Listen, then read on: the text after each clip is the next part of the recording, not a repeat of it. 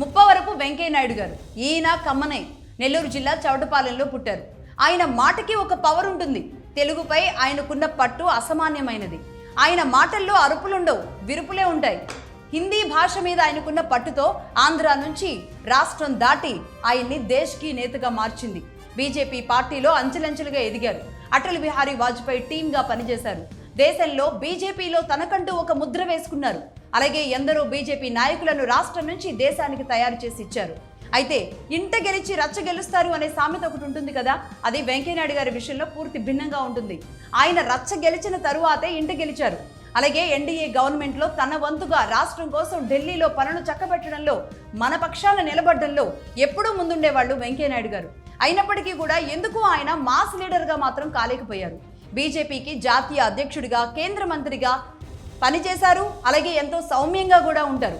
అలాగే ఉపరాష్ట్రపతిగా దేశం తరపున పనిచేసిన తెలుగువాడిగా అందరూ ఎప్పటికీ కూడా ఆయన గౌరవాన్ని అలా నిలుపుకునే స్థాయి వ్యక్తిగా ఆయన అలా నిలబడతారు అందరి మదిలో కూడా.